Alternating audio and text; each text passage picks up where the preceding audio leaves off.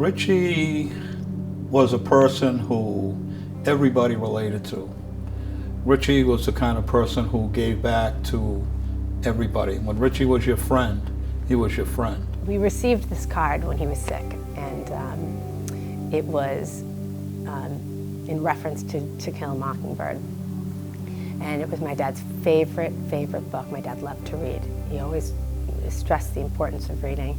And the card said to us, "Richie, you are Chelsea's very own Atticus Finch." Richard Clayman from Chelsea. Richie to some, Rick or Ricky. Regardless of how you knew him or by what name, he was your friend. Richard or Rich, he did all he could to help those who sought his help. Richard had that quality the only a few have, of walking into a room and commanding it.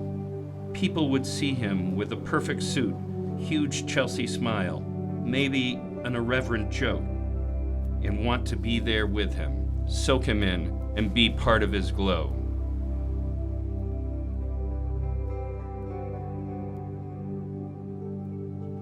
Well, you heard Richard before you met him. Richard was always one that stood out in a crowd, and he certainly did at Chelsea High School.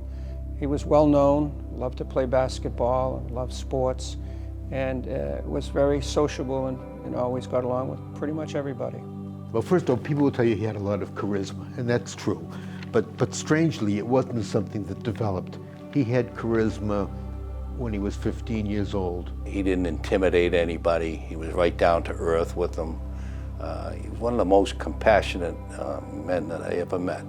I knew Richie probably 25 years, and the thing that always struck me about Richard was that as much as he had made a good name for himself in the profession, he never forgot where he came from.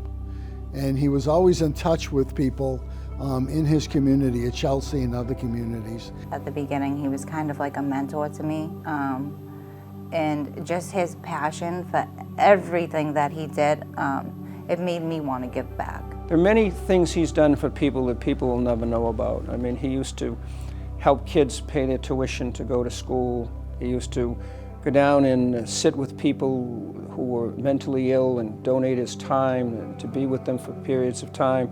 It's remarkable. He stayed with these people and mentored them for 25 and 30 years. Some of them are doctors and some of them are lawyers. Sometimes we'd talk outside the courtroom and say, "Richie's going to be arguing now, let's go in," and we'd all walk in the back. And he was the Al Bundy.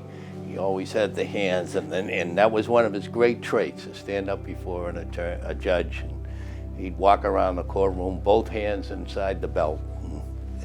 We got a big kick out of that. In 40 years as a lawyer, he never sent out a second bill.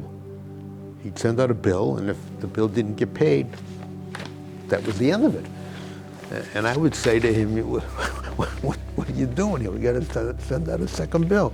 And he would say, "They know they owe me the money, and if they don't pay me the bill, it's because they don't have the money." He would always encourage everybody who he came in contact with, education, do the best that you can, because that's your mechanism of being able to grow in life and achieve certain goals in life.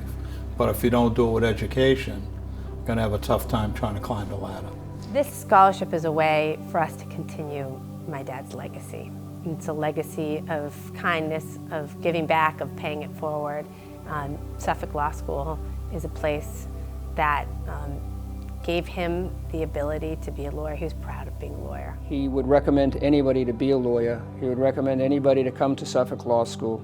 He would recommend that they try to be someone who was going to go back and return to the community. Suffolk always offered that opportunity for working class people to do better, and he felt so strongly about Suffolk. It's rare that you come into contact with people like that really, from the bottom of their heart, want to do right by you, want to help you, and want to have an impact on your life. And I think that people remember that. I think that you remember that forever.